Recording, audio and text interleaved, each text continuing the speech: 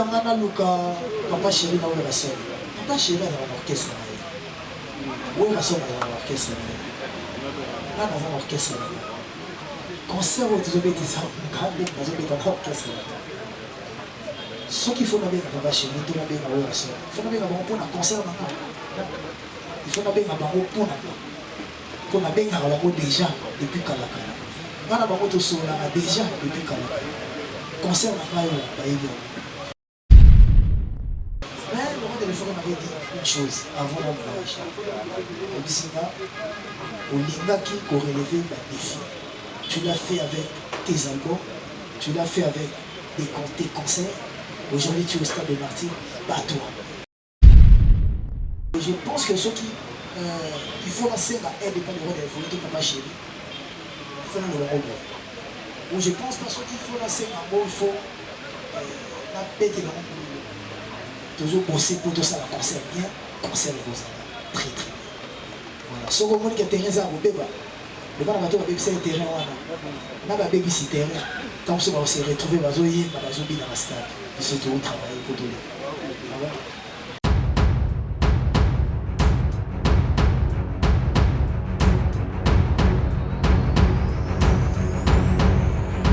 Dans la poto, dans la perruque à Kitoko, na Belgique, na Paris, partout aux alliés, Vanessa Airwig.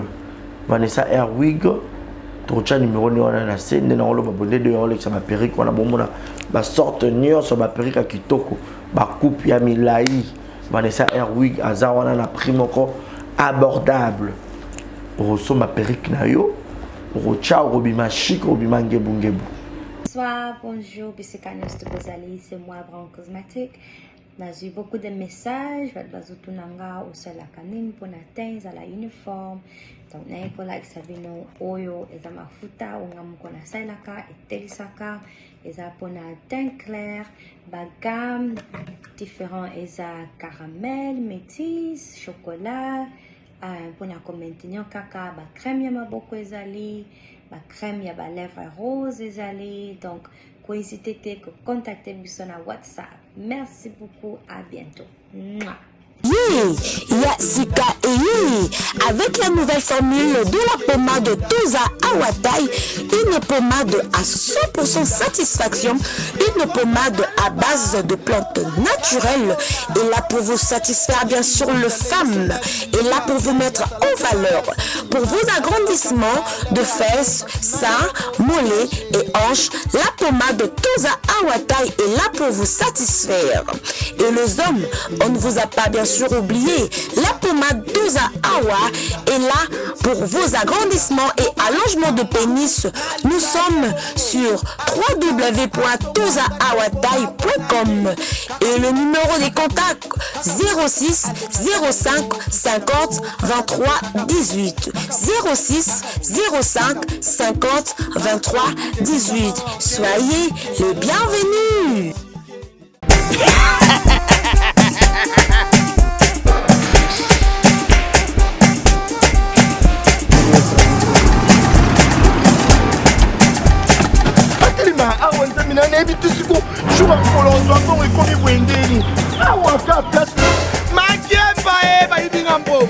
Nada, qu'est-ce qui se passe?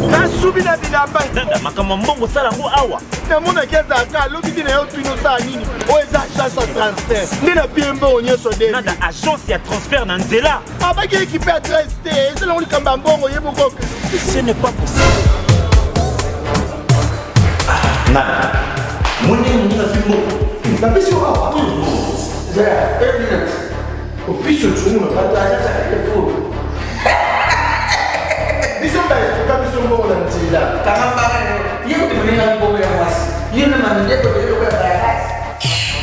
Bana okatanga pe ya bipai na bipai ya sika eye lelo ndenge tozala baboye agence na bino ya sur FBT ekomi na adresse ya sur chef Katanga numéro 5 entre Njamena na Kambo.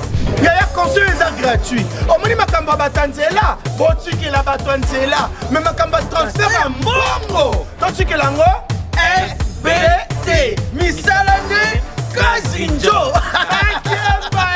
Koko che. Azui. Ce qui fait qu'on a baché. Tozui. bazwaka kaka. On sait jamais. Yamami. Tokiei. Consignes restent les mêmes et elles vous seront données par M. Mouk tout à l'heure. Nous comptons sur vous, sur la discipline et le respect ainsi que la considération. Merci beaucoup.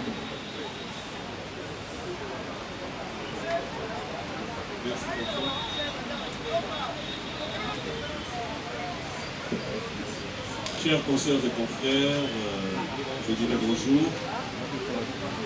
Tout d'abord, on devrait s'excuser pour ces petits légers camps en retard. Comme vous le savez, on évitait un problème d'embouteillage chez nous et après le temps d'arriver, heureusement qu'on avait la sécurité qui nous a permis d'arriver à temps. Donc au nom de l'artiste, on tient à présenter déjà toutes nos excuses. Alors, comme vous le savez, un jour, une date, un événement, c'est le 25 décembre. L'artiste a bien voulu être en face de la presse. Question de partager tout ce qui est notre préoccupation. Et je voudrais bien vous rassurer, au-delà de tout ce que nous pouvons avoir comme question, nous avons tenu à ce que nous puissions rester sur l'événement du 25 décembre. Sur l'événement parce qu'il ne nous reste que 5 jours. Et dans 5 jours, nous avons besoin de vous pour pouvoir communiquer par rapport à cet événement. Et comme je l'ai dit au départ, j'aimerais encore une fois de plus dire un grand merci d'avoir répondu à cette invitation. L'artiste est là. Vous retrouverez qu'il y a les staffs devant. Il y a M. Paolo Koudilou qui est là. Il y a notre ami qui est, depuis un bon moment, il reste dans l'événementiel, Fonfon. Et il y a le représentant de ces très beaux cadres qui nous reçoit, Pigeon Vert. J'espère qu'on aura le temps d'en parler aussi. Alors, pour ne pas prendre beaucoup de temps, j'aimerais quand même donner la parole à l'artiste, peut-être un mot à tous les consoeurs et confrères, avant de commencer. Déjà, bonjour à toutes et à tous. C'est un grand plaisir de vous voir si nombreux. Je ne m'attendais pas que ce soit comme ça, mais voilà. C'est déjà comme ça, donc je suis très heureux. Merci à vous, pas seulement parce qu'on est aujourd'hui ici à Bandal chez Pigeon Vert. Merci parce que vous avez commencé cette histoire avec moi. Lentement mais sûrement. Je savais que ça allait aboutir à un très bon résultat. On a commencé par une grande campagne. Puis, on était parti, vous êtes restés pour travailler sur l'événement. Il y a eu cette histoire du carnaval autorisé. Vous étiez là, vous nous avez accompagnés, vous nous avez soutenus. Et aujourd'hui, vous êtes encore là. Je pense que le dimanche, vous serez encore là. Vraiment, de tout cœur, je tenais à vous dire merci. Et j'espère qu'après les concerts, on va continuer encore à travailler ensemble. Parce que la musique sans la presse, je ne sais pas comment est-ce que ça peut arriver aux consommateurs. Donc, merci d'être là et merci à tous ceux qui m'accompagnent sur ce plateau. Et merci aux producteurs, merci aux organisateurs. L'un des producteurs n'est pas ici parce qu'il n'a pas eu l'autorisation de venir à Kim. Parce qu'on a deux producteurs. On a commencé l'histoire avec deux producteurs. On a Apocalypse Bella, sénateur des États-Unis, BM Music des États-Unis. Lui, il n'est pas avec nous. Gloire à Dieu, Paolo Koudilou, qui a fait plus de 3 déplacements. Il est avec nous. Aujourd'hui, sénateur de l'Angola, il est avec nous. Et Fanfan qui représente le comité d'organisation. Et merci à Pavi Moma qui représente toute la presse, qui est votre frère et ami. Et merci à Pigeon Vert. Merci. Voilà, un grand merci. Alors, j'aimerais bien que nous puissions parler le même langage. Alors, j'aimerais juste qu'on s'entende. Je vais faire ce que vous allez demander, nous allons tous nous entendre. Nous sommes tellement nombreux que je sais, tout un chacun parmi nous voudrait bien avoir la parole pour poser une question. Alors je voulais quand même vous demander, on va partir sur base d'une seule question. On part sur la base d'une seule question pour aider que Moutounion soit à poser question.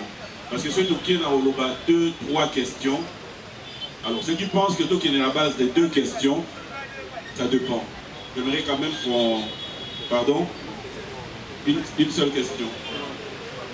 D'accord. Alors, comme je l'ai dit, on va donner l'opportunité à tout le monde de poser la question. Ainsi dit, on va commencer. L'artiste est là. Kaki Akewa. Fanfan, le micro, voilà. Il y a un micro. Vous vous présentez, vous donnez l'organe juste. Donc, au moins, tout le monde a une. Oui, oui. Ok, je suis Kaki Akewa. Je présente aussi mon média parce que c'est fait procédé. Alors, à Héritier Watanabe, félicitations pour avoir choisi la date du 25 décembre pour déconduire au stade Héritier. Je me rappelle de ta première apparition à la télévision nationale. Tu avais chanté la chanson Est-ce que des Papa Wemba et tu étais avec JB Piana. Et la question, est-ce que tu pourras chanter encore cette chanson au stade des Martyrs pour émerveiller ton public, parce que ça faisait partie de ta carrière au début, et puis à la fin de la carrière de Papa Wemba, c'est la seule chanson que Papa Wemba avait exécutée, la toute dernière chanson avant sa mort. C'est comme si c'était un héritage de la voix de Papa Wemba à Héritier Watanabe. Et la petite question qui vient, pourquoi seulement avoir choisi Bandalungwa? Pourquoi ne pas choisir une question Kaki Akewa. Merci. Merci. On va.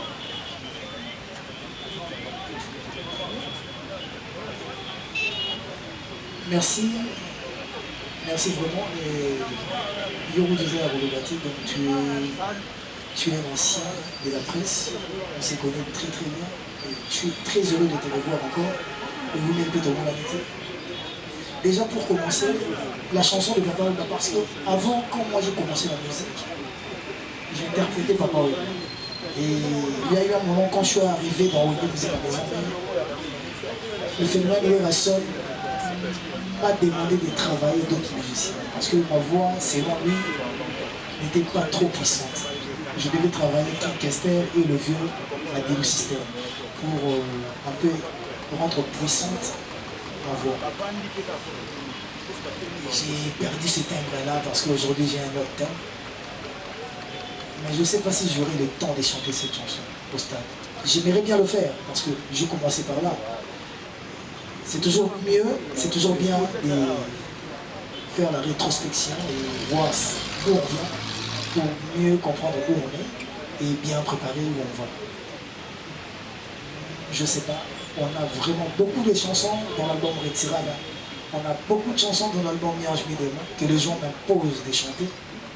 Et je ne sais pas si dans un concert au stade de Martyrs, on pourra faire plus de 10-15 chansons. Imagine si je commence à compter déjà les chansons que les gens m'obligent à faire, comme Les Ivres d'amour, Gombe na Gombe, BM, Amour véritable, Désolé, toutes ces chansons-là. Tout en noir, DDD, et j'en passe. Vous verrez que c'est compliqué, d'accord. Pour le choix des chansons, je ne suis pas le seul à faire le choix. Le comité d'organisation fait le choix, parce qu'ils sont avec le public, ils sont avec le fan, ils sont proches des gens. Ils entendent aussi les réclamations des gens, des fans. Les musiciens aussi, l'orchestre, parce qu'on doit tenir compte aussi des musiciens qui nous accompagnent. Je n'aimerais pas être la seule star de l'événement, parce que je ne chante pas seul. J'aimerais te dire pour clore, moi j'ai pas un groupe d'accompagnement. Moi j'ai un orchestre comme Wenge BCBG, Vive la musique à Victor, comme Maison Mère, comme BCBG. Donc moi quand je chante, il faut aussi que les autres qui m'accompagnent puissent chanter aussi. Donc j'aimerais aussi chanter des chansons où il y a des solos vocaux pour que les autres aussi puissent avoir de l'espace, que leurs fans aussi le voient, pour que tout partager ces moments ensemble. Donc voilà. Et l'autre question c'était... Rapidement, pourquoi les choix des Bandal? Le choix des Bandal, c'est pas moi qui ai décidé. Le choix des Bandal, c'est l'organisation qui a fait ça. Mais aussi, il faut le savoir, parmi les sponsors du concert, il y a Pigeon Vert. Pourquoi aller autre part qui est resté chez soi? Parce que Pigeon Vert, c'est chez nous. Pigeon Vert nous accompagne. Pigeon Vert a mis la main dans la poche pour contribuer à l'événement. Je ne voudrais pas aller chez quelqu'un qui n'a pas contribué pour l'événement. Donc voilà le choix de Pigeon Vert. Et je les remercierai toujours. Voilà, non, on aura tout le temps, je vous promets. Le micro, s'il vous plaît. Maman. Donne à Pacho. Pacho,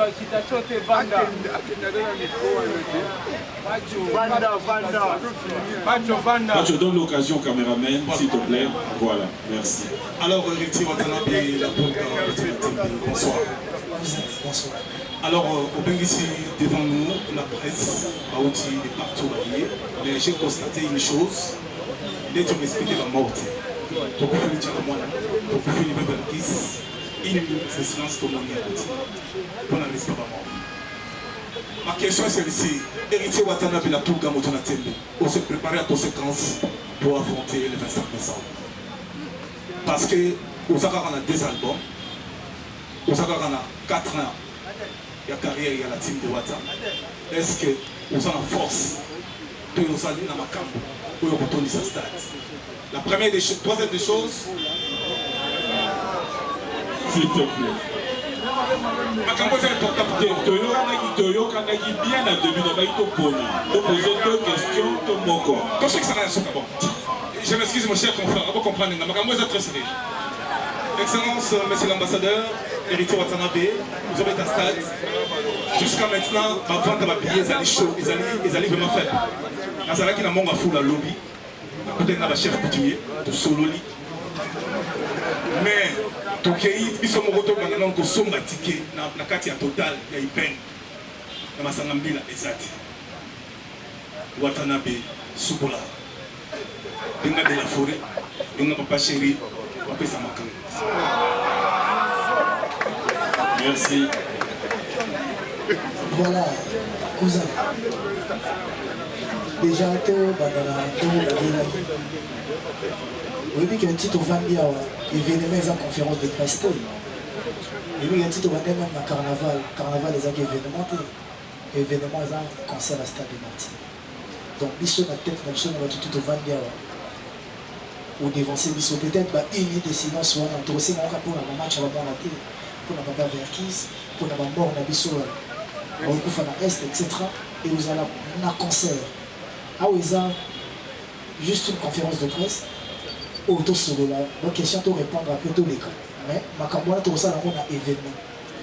Bateau, on a négligé, et bazar, bateau, on va payer ça sens de ma carrière à Bissot. Parce que, tu y a un bango pour toi. Bazar, bateau, il y a un casse. Et na bateau qui n'attend pas les artistes voilà bango tout n'a pas le calibre à mort bango tout n'a plus grand que moi donc on a négligé la moitié voilà c'était pas vraiment yondé au même moment la terrain on a qui m'a négligé bango et surtout qui bazar vivant et souhaiter bazar là qui respect au monde voilà et je suis désolé je pensais pas que c'était important tout ça là on avait bien qu'il était important tout ça dans un stade où il y a plus de 80 000 personnes ça allait vraiment les honorer donc voilà merci. Pour parler des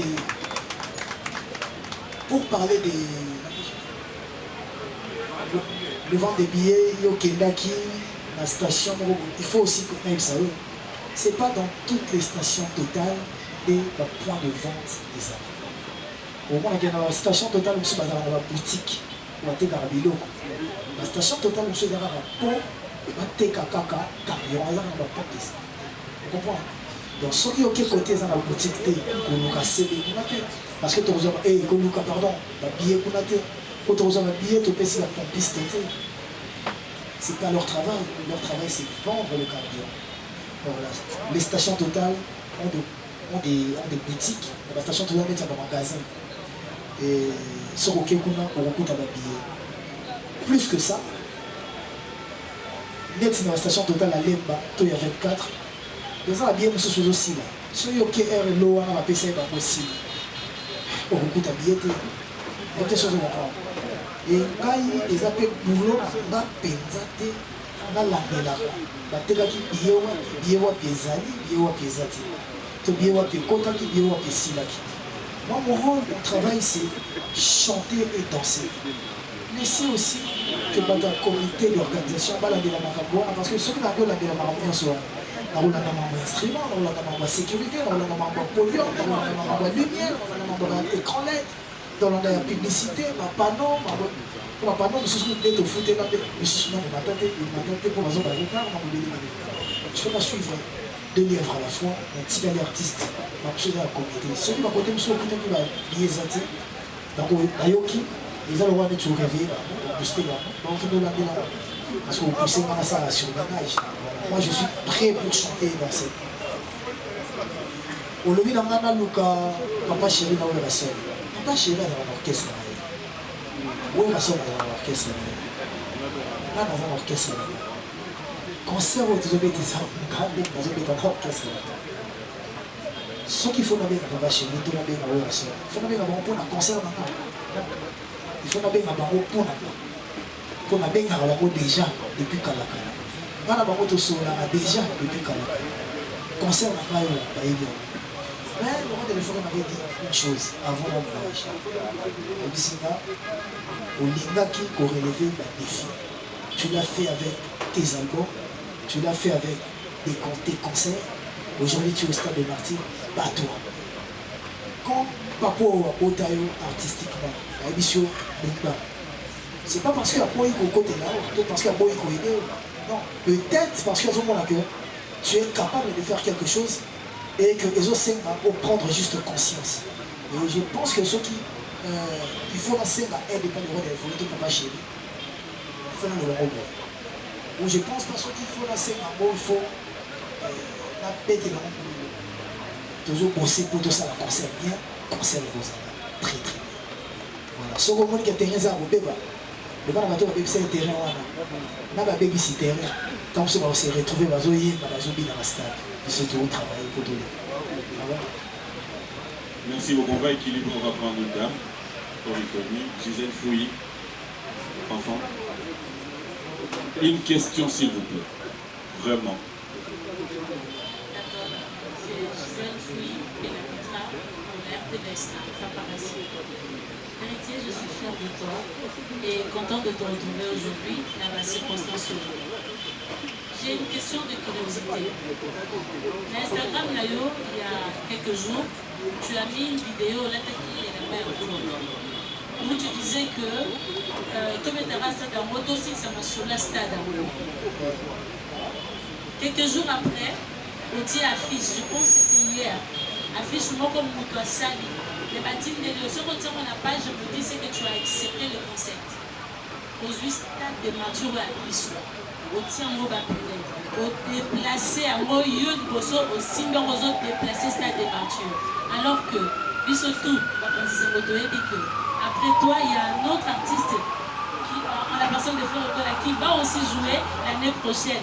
Ce qu'on a eu au lobby, aussi les solo à stade. Par là, tu veux dire quoi? On a vraiment la comprendre. Et puis, c'est quoi le défi héritier à Ouattara face à ces concerts du 27 décembre? Merci. Ouais, merci. Au moment que tout dans la dernière m'a concert à stade, il y avait d'autres concerts qui étaient programmés. Officiellement, moi, je n'avais pas commencé la publicité. Parce que dans la réalité, nous avons fait la campagne concert, puis le concert, Gapena au sein au même moment, pendant que nous avons peut-être quelques mois après. Je voulais vraiment laisser le temps que le concert sur les cas. On a fait un effort de petit casus. Attends, 2-3 semaines pour que tout le monde accompagne. Et bien, il y a affiché au Matakak après le 1er décembre. Bandora de Matakak après le 1er décembre. Mais pendant que nous sommes dans les fanatiques faisaient des affiches dans les gays là-bas. Voilà où nous sommes tous les shootings photos. Vous savez que les fanatiques sont libres. de faire des choses ou peut-être de polémiquer, de parler, de créer des rendus. Ils sont libres, ils ne sont pas dirigés, ils ne sont pas gérés. Mais moi maintenant, je ne suis pas fanatique des métiers. Moi je suis artiste. Je suis fan de ça, les aussi, on a essayé ici. Parce que là, on a eu la boule, on a des stades, on a des gens qui ont été on a eu la boule, on a eu la boule, on a eu la samba, pour le roi de la forêt dans la stade de Bélé, on a eu cadeau, il y a cadeau anniversaire à Noël. Toroti ndinga mo petit jambo to bana jambo ya menga danger la stade to jambo na terrain bas de katef toroti ndinga mo somme tout ça na beta on a morte côté combien à go beta mais quand on dit que toi aussi ça va rouler sur la stade moi je vends le pain. Pourquoi tu veux que je fasse la publicité des sardines? Je vends le pain. Pourquoi tu veux faire la publicité à spaghetti? Pourquoi nous sommes dans la farine? Non, moi je vends héritier.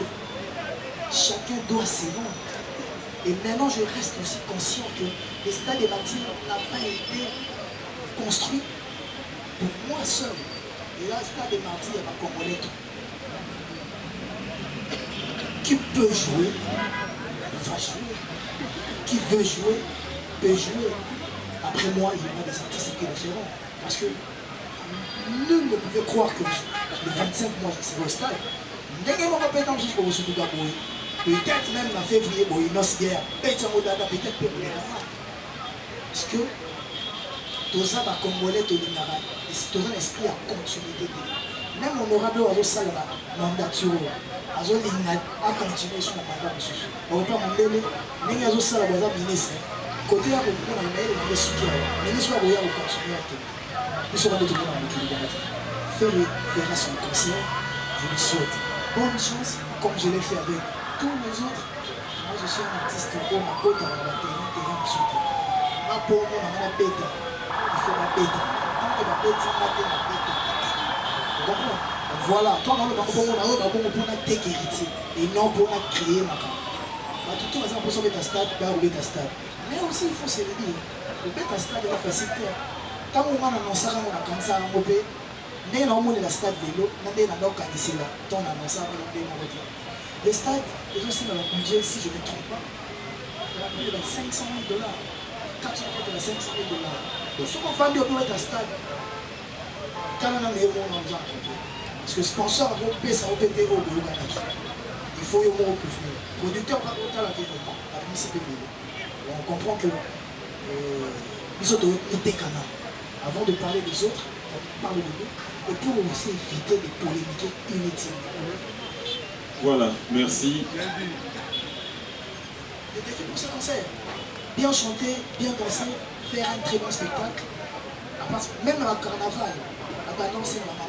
Héritier tout aujourd'hui, stade Oyemba. Oyemba à niveau Congo, tout aujourd'hui, Corée. C'est à niveau Congo. Imagine que là, mon propre frère, l'orchestre qu'on a tenu en Afrique. Vous savez ce que c'est ma côté? C'est les yeux de ma tête. Et après, l'image de la mission, elle a bande de ma famille, elle a bande de problème, elle a plus construit. Et je pense qu'ils sont prêts à le faire. Et le plus grand défi, c'est la sécurité. Tout est OK. Voilà, Jonathan. Merci.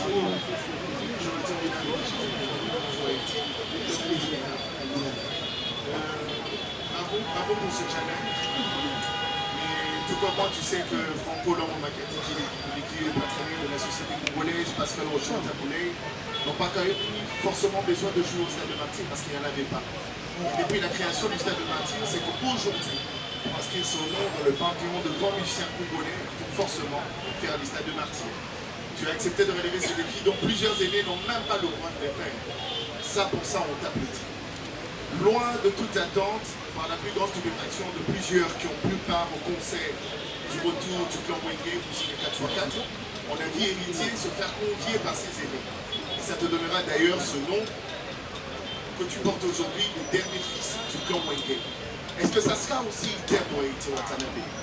On sera très, très, très heureux de prendre part au Stade de Martyrs, d'avoir un Chilien Piana, d'avoir un Blaise Boula, d'avoir un Wayne Hanson et tant d'autres du clan Wenge sur la scène avec Héritier, tout comme ils l'ont fait pour tout. Merci. Ouais, merci Jonathan. Merci frère. Et après, je ne verrai pas aussi beaucoup parler parce qu'on n'a pas beaucoup de temps.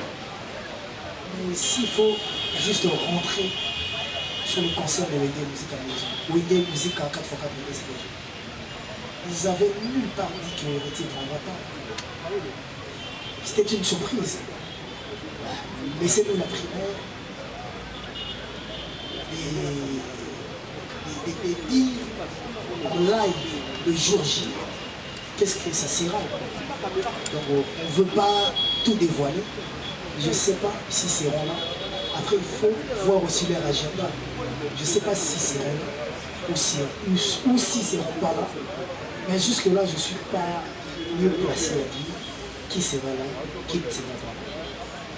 Mais pour être clair, dans mes calculs il y avait Inospi, mais il va manger avec les orphelins à Goma. Vous verrez que peut-être tu veux avoir quelqu'un, mais cette personne-là aussi est star. Cette personne-là aussi est occupée. Cette personne-là aussi a son agenda. Et c'est pas facile d'avoir tous les gens que je veux avoir. C'est pas facile pour moi. Mais Inch'Allah, comme on dit, vous allez voir ce qui sera, ce qui se passera. Isaac Maï, merci beaucoup. La Bouga, très heureux que ces moments ensemble pour tous voir quand même ici aux Zanabo. Sinon, j'aimerais poser une question aux producteurs, aux organisateurs. Parce que c'est vrai que les stades des martyrs, ce n'est pas une mince affaire comme tu venais de le dire tout à l'heure. Quelle est la capacité des instruments que nous aurons ces jours-là dans les stades des martyrs? Parce que ceux qui héritent à Zanabo, ça y est, il faut que ce son y a bien, il faut que ce musique y a bien. Oh, patron, c'est que là, est-ce que nous avons beaucoup de capacité de instruments où ils mettent les bisous dans le stade, où ils peuvent convaincre le bateau, capacité à lumière, ils mettent les bisous dans le stade, où ils peuvent convaincre le bateau. Et puis, il y a ça. Derrière, je vois Koi, trace, pigeon vert et consorts. Héritier, pour la ligne, le sponsor est payé par la IoT Nassima. Pour la 6 grands événements, où il y a la date, il y a les 25, tout le monde attend sur la société. Il y a communication, il y a tout le monde la société du souci, il y a on dirait à tout accompagner au Téné le Gouana. Merci beaucoup.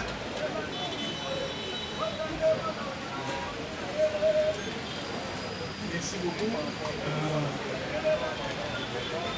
J'aimerais bien parler à Lingala parce que moi je suis angolais. Alors, notre langue nationale c'est le portugais. Et le portugais,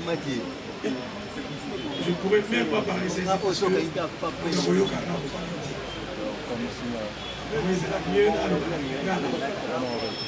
il a dit que Ming va retourner à la question, mais pourquoi producteur Alubazali angolais à Rolobangala? Province à Oyonabotama na Angola, les provinces Oyezali et Kanamina, République démocratique du Congo. Et un des mots à l'est, la côté Congo dans le Swahili, la côté Pémoussou sur le Swahili. Il y a beaucoup de meilleure compréhension, donc on peut faire pour Lingala. Mais Lingala, on se voit que Tenga, beaucoup comprendre. Isaac Maï, vous posez une question sur la capacité de l'instrument de tirer dans le stade de Martyr. Et d'abord, un projet à stade de Martyr pour un artiste héritier au Canada, de Luanda. Nous avons dans la chambre parce que Matébélé va organiser un héritier au Canada qui était au stade de Martyr. Non. Ils ont acquis la début de l'année. Là, on a mis ça qui est en Angola, on a mis un double Atlantique. La tournée, on met discours double Atlantique. Mais Europe, on a les années qui ont été. On a mis malheureusement. Oui, les Canadiens qui naissent. Donc, c'est ce qu'on a merci dans Zambie. Si on met sous mais Europe, on met ce qu'on a mis sous Nini. Artiste a dit qu'il y a un bête à ce stade. Il y a un début de l'année.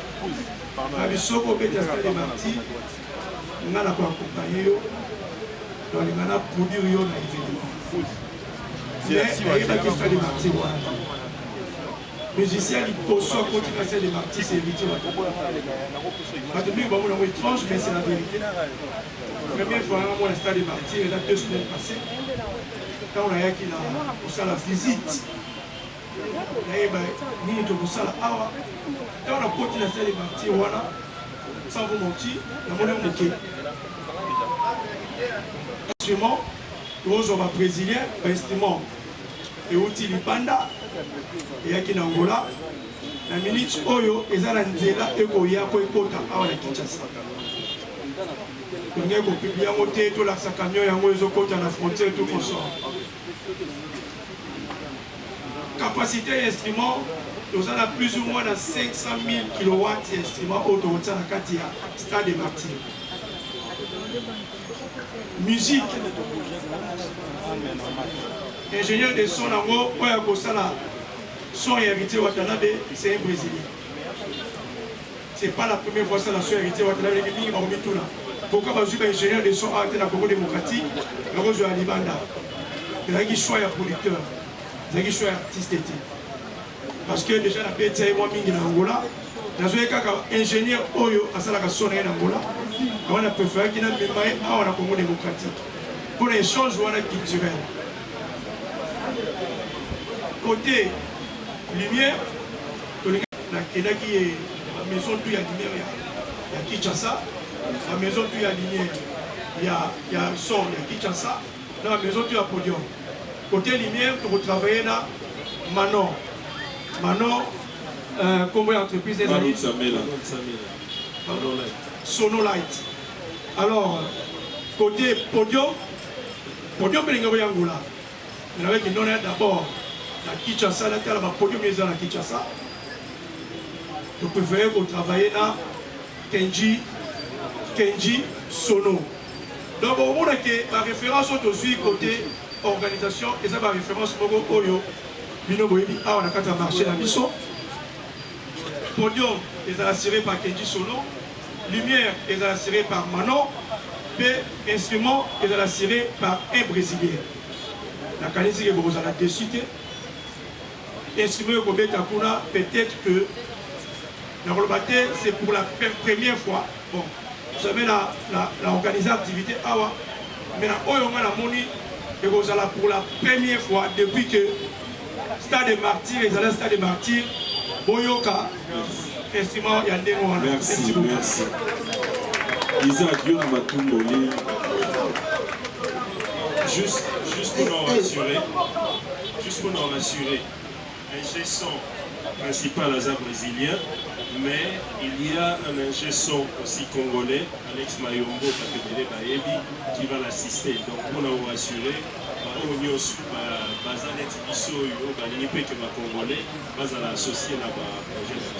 parce que l'ingénieur Kim a eu des terrainiens, a eu des complications dans beaucoup d'années. Autour de la question, on va vite fait. Sur le sponsor.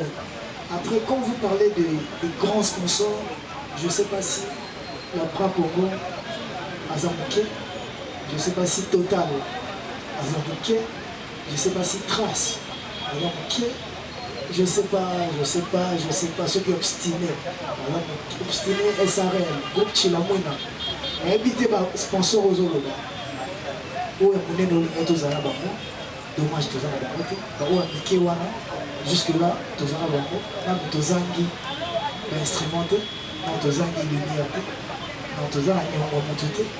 Où il y a ce signe qui compte budget, le sponsor, le sponsor a mis même dans le concert de Royal. Après, basé dans le concert Royal, va sponsoriser. Où il y a Mickey Nabisu, ça a des grands boulots, nous sommes tous les parce que la Bra Congo, les lots n'a évité ceux qui vont plus que la Bra Congo.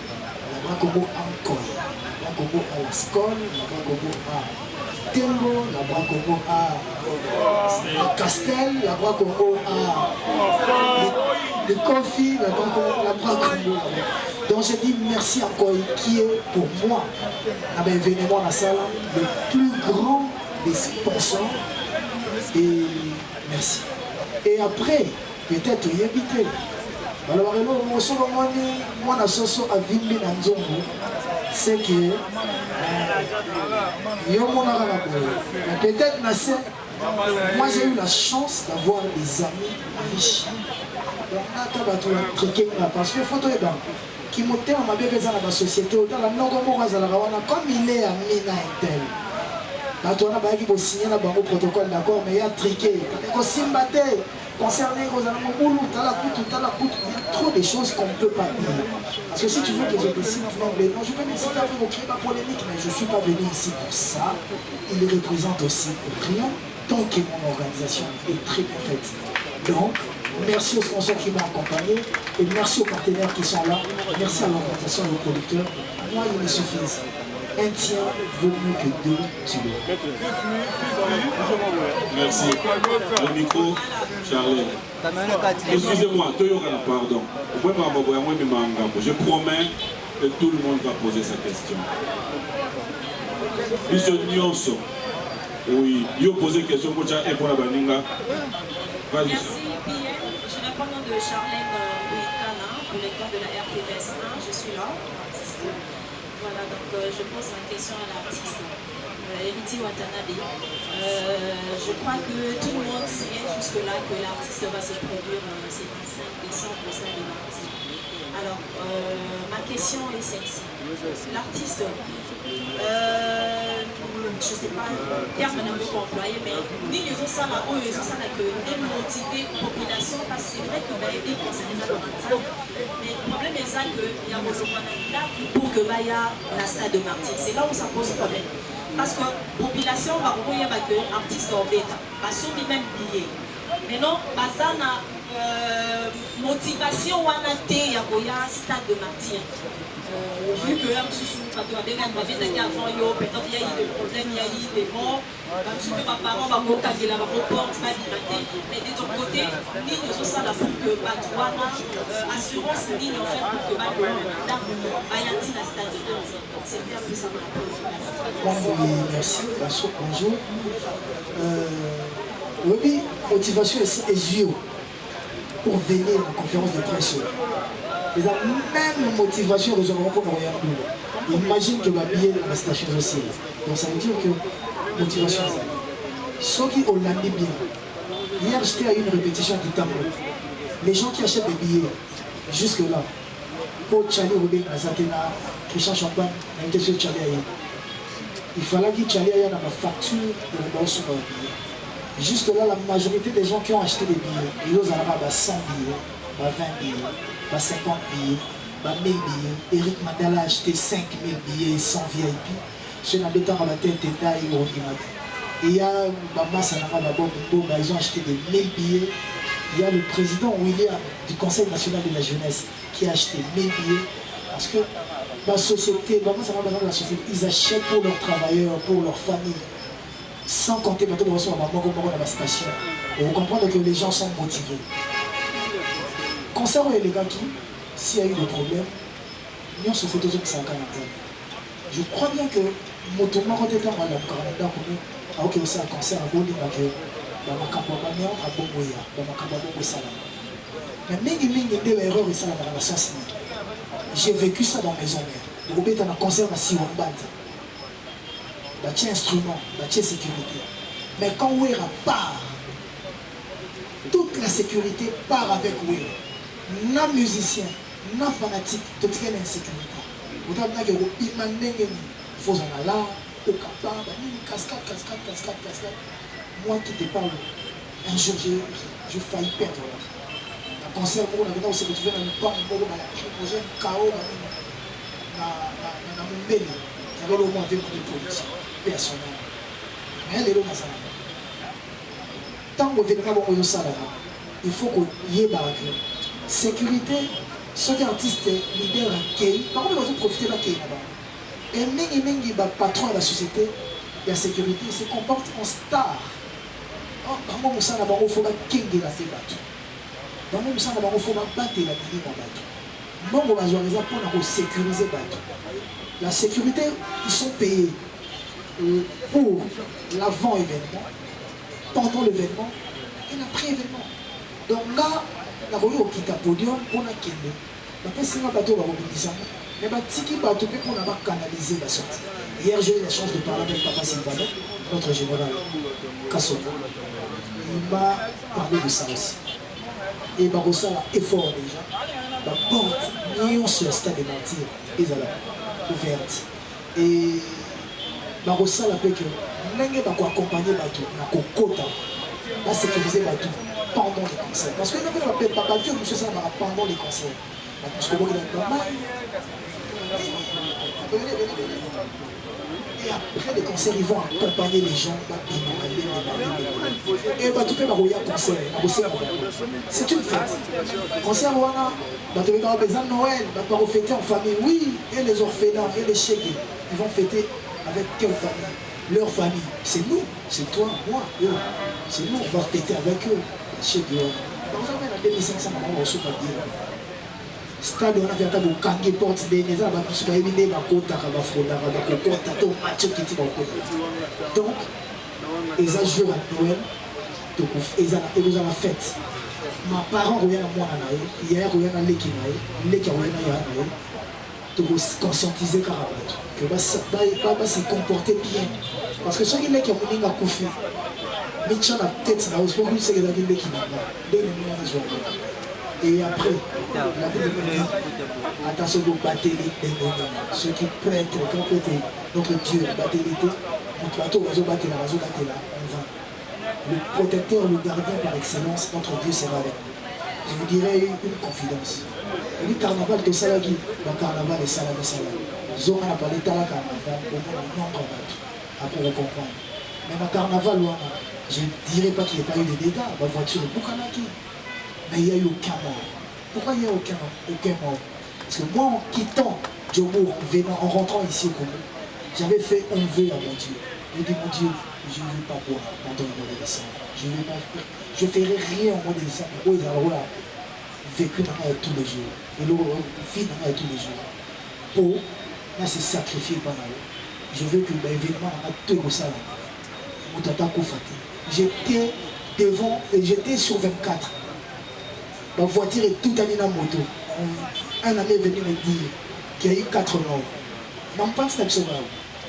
Si on a eu ce bateau, on a fait l'accident, on a tout bazar vivant.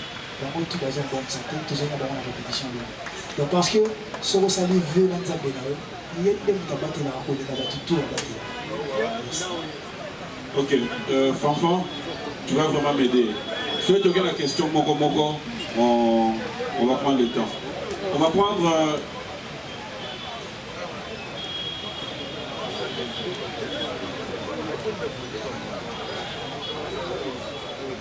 J'aimerais qu'on prenne une série de 3, Fanfan, s'il te plaît. J'ai compris que l'artiste a vraiment envie de parler. Donc, on va prendre une série de 3, tu vas m'aider. Par exemple, il connaît des côté de 3, toujours à la Katika, tu prends 3, toujours il y a 3. Comme ça, on fait l'équilibre. S'il te plaît. Bonjour, Richard Watanabe. Une série de 3, à poser, vous devez poser et on va. Bonjour. En tout cas, merci. L'entour que nous avons tout à l'heure, l'un des plus grands défis, c'est valider. C'est pas un défi. Je sais. L'entour, tout à l'heure, tu peux mettre concernant le Goza sur toutes les lèvres et la congolais. Et malheureusement, la bonne musique. Il y a un quartier stade de parti. Ma plan sécuritaire, les gens qui sont ensuite de lui. Et puis, c'est pas détail, mais maintenant, il y a eu. Est-ce que tu vas t'en avoir assurance de l'État? Oui, il a foutu assurance. Tout est assuré. Assurance, c'est ça. Écoute, signature à sous que ça va venir parce que la réponse il y a l'ombre. Parce qu'il fallait que ça dans la statistique pour que tout ça soit assuré. Dès que l'on a ceux qui n'ont foutu qui assurance T. Les lots, après-midi, on va annuler comme ça. Donc, si on annule la montée, au moins il va avoir un podium. Ça veut dire que le concert est assuré. Donc là, on a 4 ans à micro, on a le merci. Enfant.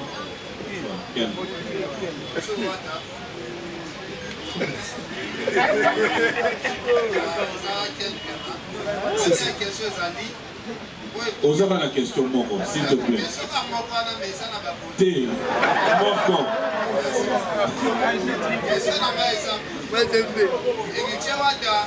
Ma père n'a pas eu la 4e génération, parce que mes Stade de Martin,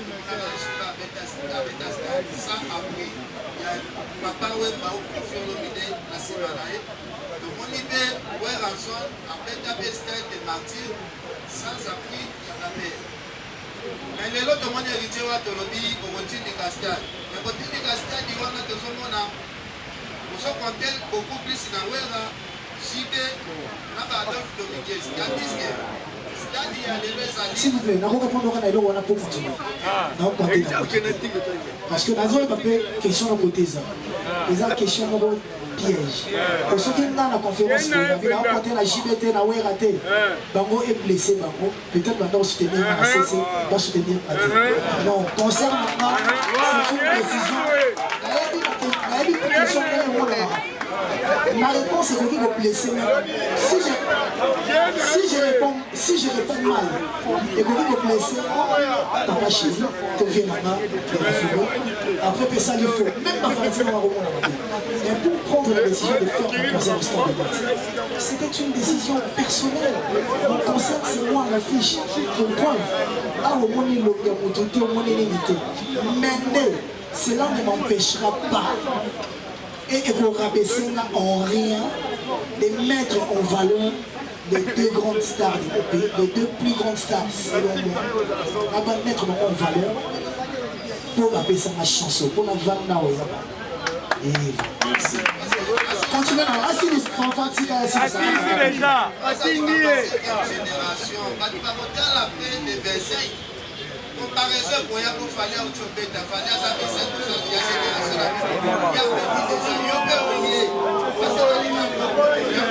S'il vous plaît, il est libre de poser sa question, on de le préciser, s'il vous plaît. S'il vous plaît.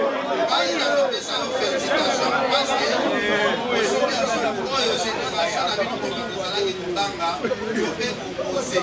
ma stratégie d'héritier Watana mais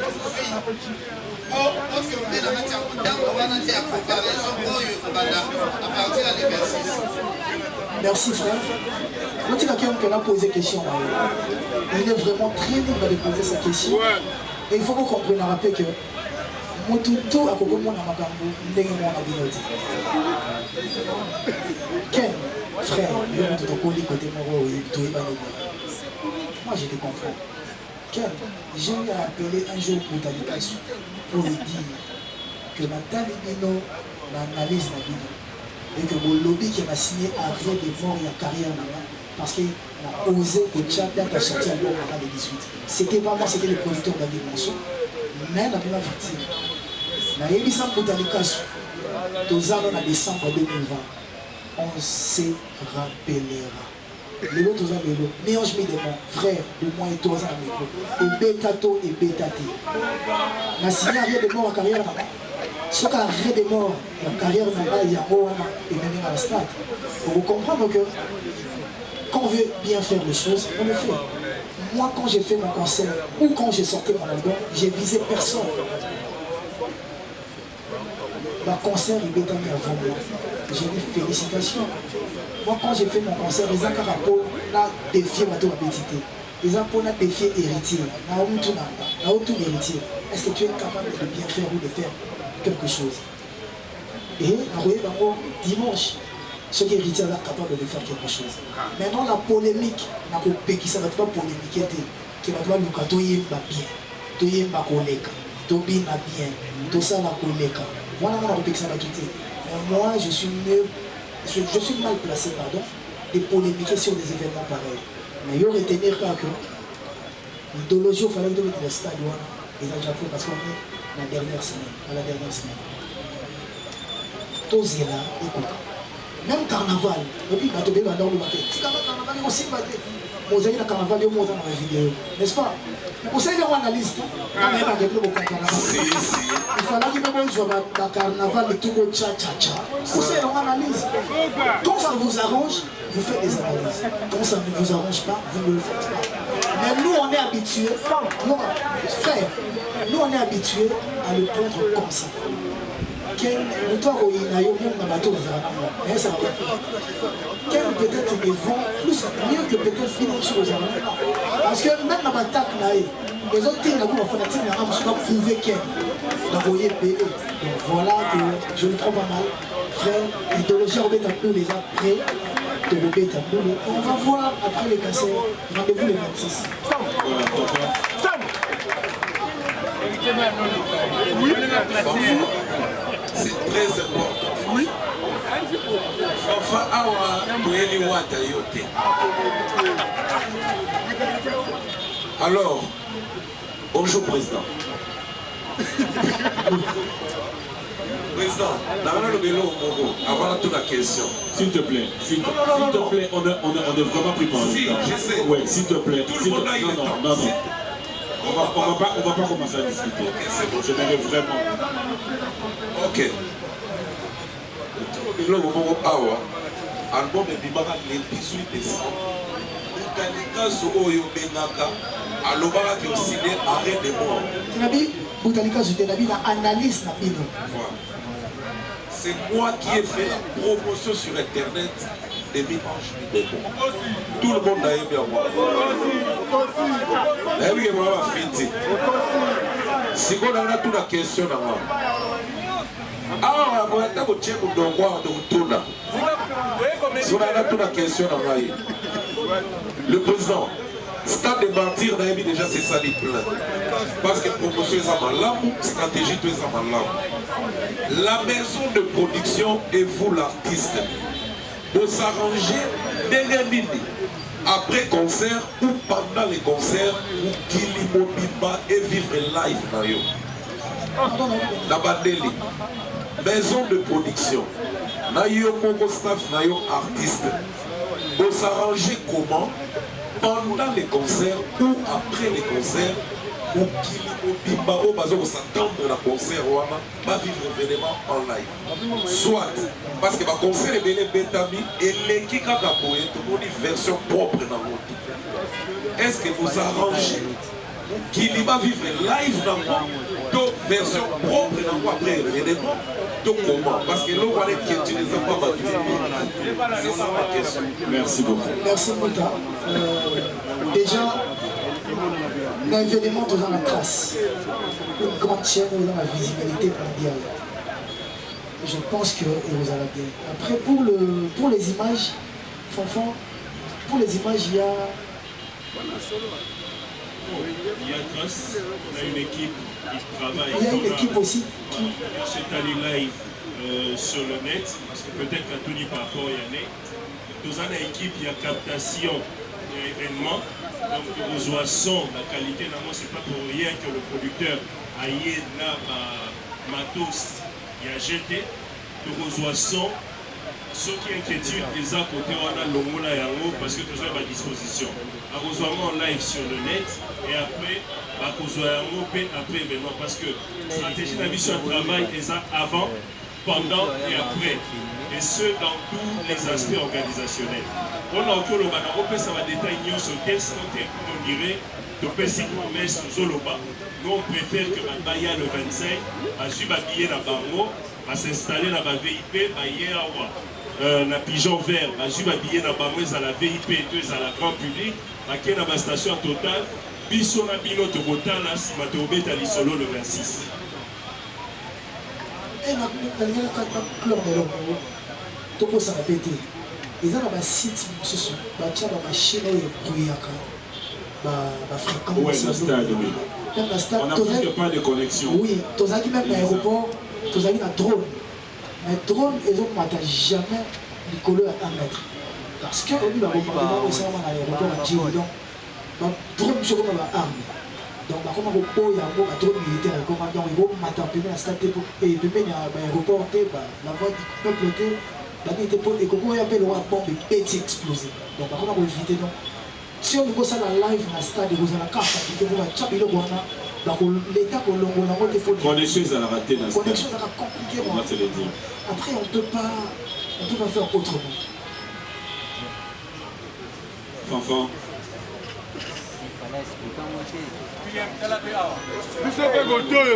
Fanfan. Toyoka qui te bandit pour 3-3-3. Maman déjà, je sais, maman suit, on va discuter avec maman. Ça va.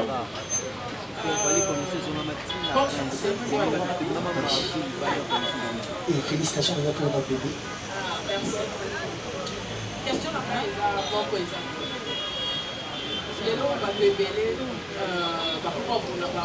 S'il vous plaît, pardon. Est-ce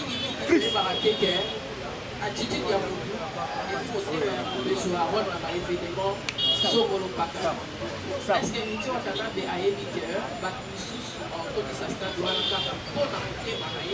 et donc pour la carrière, des albums,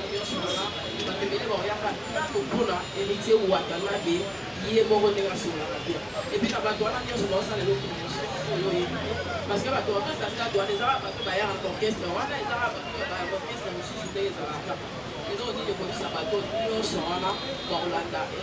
dans musique héritier, dans héritier la personne d'héritier.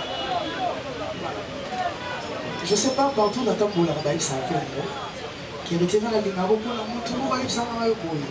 La ligne, tout le monde et celle là que celle là n'a coûté la boule et belé.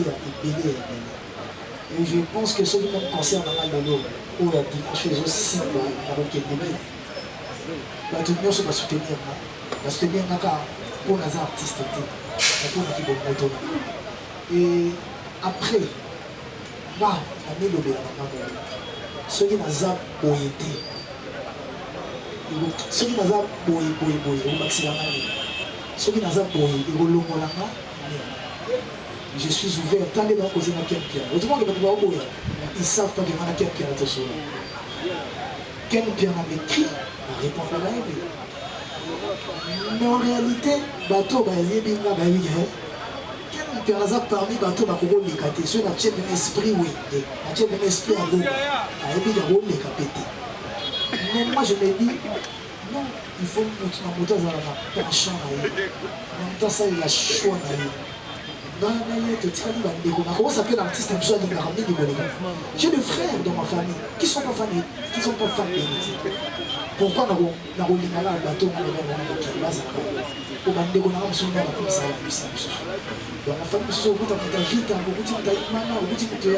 renaissance, choix. Mais même à tous les gens, maintenant, sur le qui musique n'a parlé, au radio.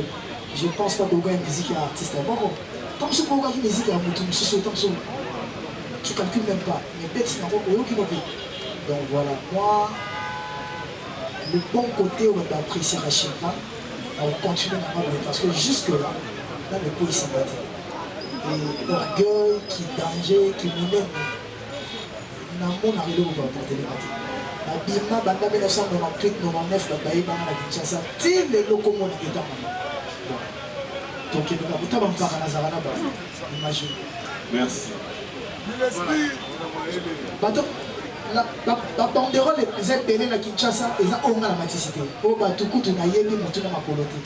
Dans les arabes, ils ont battu le coco, touché les thèmes à la voilà, je leur dis merci. Merci. On reste sur ces rangées. Franck Stébaï, Popol, Tony. Une question, s'il te plaît, puis on va ramener le micro derrière. Bonjour, merci DG. Félicitations pour les projets. C'est Franck Stébaï, Africa Info. Ma question, c'est de savoir.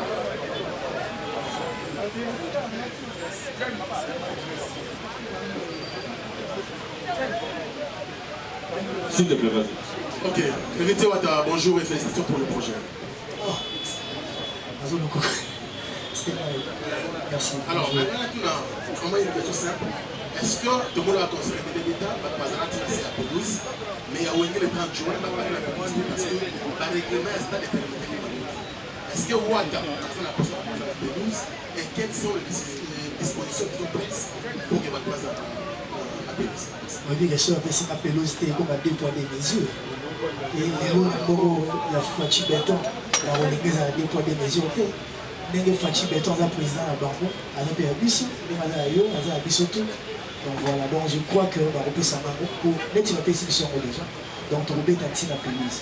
Mais tout est à cité. Au long on a un concert à Wenge. Les gens ont abusé. Concert à Wenge, les gens qui ont pris le concert à Wenge, ils ont 2500 francs. Ils ont 5000 francs. Donc si on a 5000 francs, on va diviser par 2. au 2500, 2500, nombre de bateaux dans la gradin, au petit on a C, scandale de mort. Donc, Wendy va être très cher, ils ont plus cher que nos concerts, et peut-être il y a un limité qui, bon, ils ont la bonne. Voilà. La disposition, on se prise, donc on dit la sécurité de la route est assez sur ça.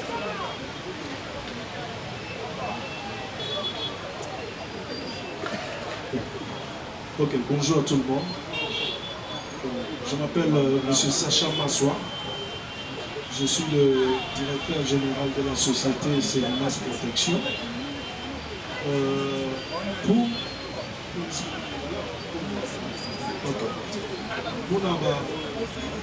Pour notre consoeur, sur le plan sécuritaire, nous sommes une société qui a déjà l'expérience sur l'event et stade, à qui on ne va pas travailler déjà seul. Je vais mettre un point sur ça pour Batunoso Bayeba. Le patron de l'événement du stade, c'est la police premièrement. Nous, en tant que société et à gardinage, nous venons faire l'appui à la police. Déjà, on a des points du Bosso Batubayeba. En passant, nous saluons notre général, le général Kassongo, celui qui est le responsable. Donc nous, la société du gardinage, on va travailler en collaboration avec la police. Même ces jours-là, c'est la police qui va chapeauter là pour écouter l'ordre qui sera établi par la police. Donc, pour le plan où c'est la stade, la pelouse. Donc, pelouse, et vous en avez juste pour la VIP. Et tous ces VIP, on aura une équipe pour premièrement, il faut encadrer la pelouse. Deuxième équipe, vous allez pour veiller sur les personnes. Oui, pelouse et vous allez bâcher, et vous allez couvrir. Donc, condition d'appel ça qui sont pour utiliser l'espace, il faut couvrir. Donc, sur le plan sécuritaire, tout est déjà bien planifié. Nous serons avec la police, nous serons avec le service de police militaire, nous serons avec l'association de tous les sportifs du Congo. Ils seront là avec nous. Donc on sera avec tous les services, l'ANER, on sera avec la police de police, juste pour faire que l'événement là est éclaté. Merci. Merci beaucoup. Il y a le micro. Tony Coco, pour toi là, RTGA. Wata, d'abord félicitations, congratulations. Merci. Puisque tu as osé de livrer un concert, tu veux bien livrer un concert le 25 décembre où il y a 80 000 places assises. Ça, il faut te féliciter. Et d'ailleurs, ajouter que beaucoup de petites gens qui font beaucoup de petites choses à beaucoup de petits endroits peuvent changer la face du monde. Merci de croire aussi également à la concurrence loyale, puisque cette concurrence créera une émulation et le succès l'envol l'héritier. Là, je te félicite. Mais mon problème, c'est quoi, mon frère? La plupart des concerts est bête à la stade de martyr. Concert et bandabien, puis vous préparez un répertoire en impino. Vous allez être encore perturbé par le public qui a envie d'écouter. Parce que tu as beaucoup d'œuvres. Hein. Il faut te féliciter avec des chansons depuis Maison Mère jusqu'à aujourd'hui. Tu seras perturbé par le public d'Abantil. Au bout des deux, c'est le répertoire où ils ont préparé pour la mission. Est-ce que tu me rassures que tu vas respecter le répertoire que tu avais prévu pour le 25 décembre? Voilà ma préoccupation. Merci pour le compliment. Déjà, quand on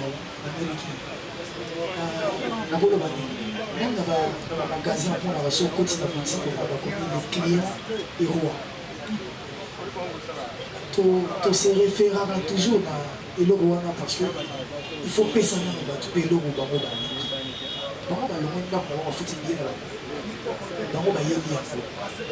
Mais tu peux imposer quelque chose. Dans la maison mère, tu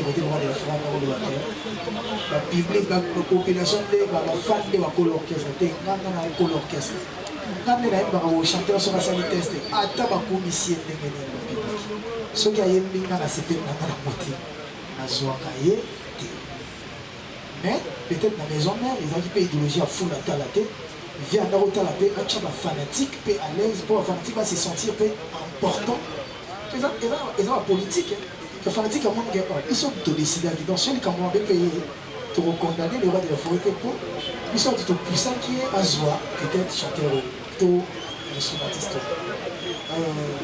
Mais la idéologie, je te connais à faire des choses pour te préparer la Corée et tout ça, tout il y a raté, tout dans l'ordre. Ils ont des fanatiques, autant là-bas, il y a la musique, il y a musique. Parce que s'ils imposent la musique, tant qu'on va critiquer, donc on va besoin de la là.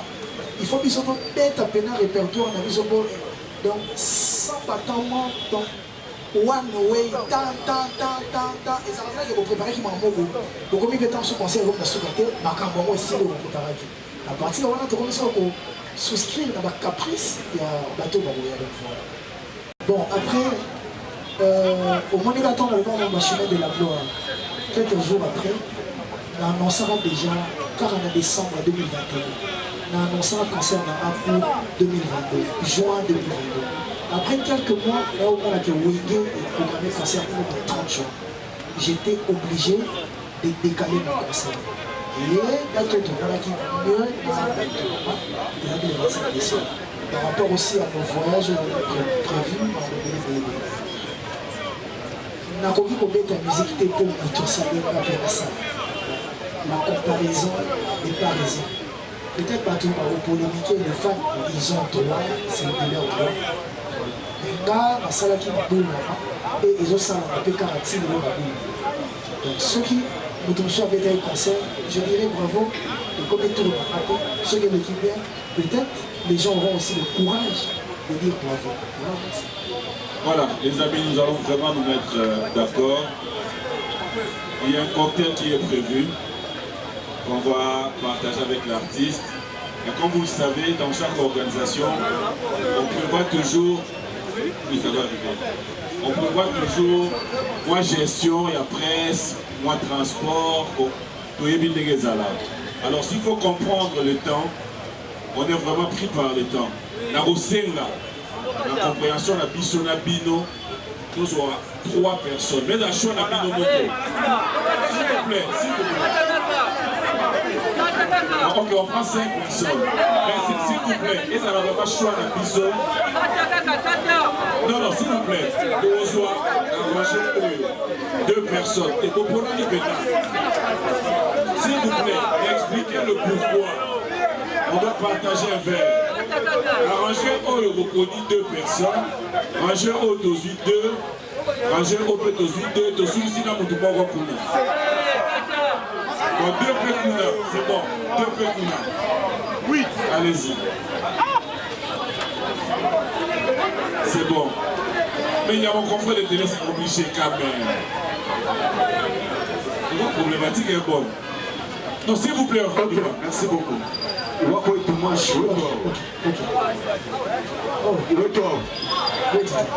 Merci beaucoup. C'est Zachary Mwamba, tout sur la télévision et Tumba TV officiel. Le seul et l'unique journaliste oiseau sa promotion à 4 stades pour la concert. Vous voyez. Merci beaucoup. S'il vous plaît, la question. Ok. Merci beaucoup. Héritier Watanabe, c'était en carrière solo. 2 albums, Mi-Ange et Tirade à Mi-Ange évidemment. Est-ce que ça très tôt de combien de parti pour qu'on a toutes les questions? Il y a passé un collègue dans Yobo, je peux même citer Ferregola, Constant,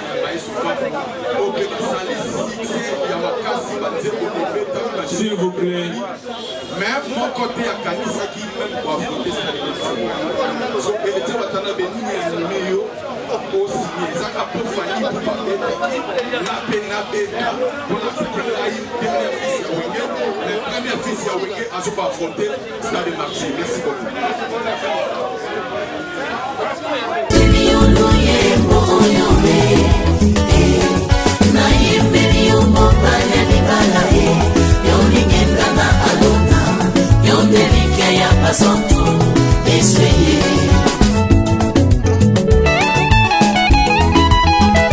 Yozani kosina yuda ye yoni bangana talo. Yozani kosina yuda ye yoni bangana talo.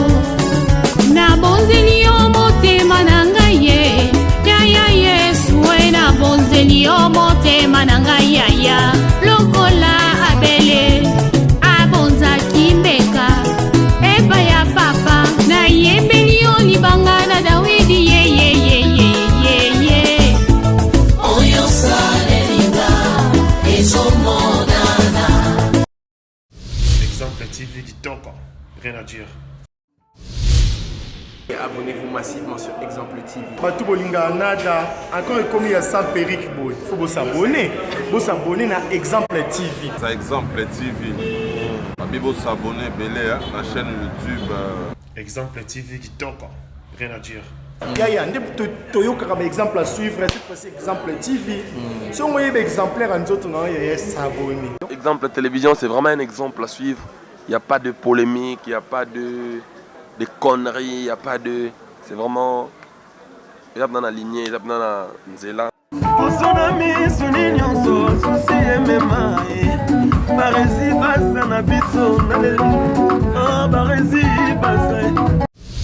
Exemple TV qui toque, rien à dire.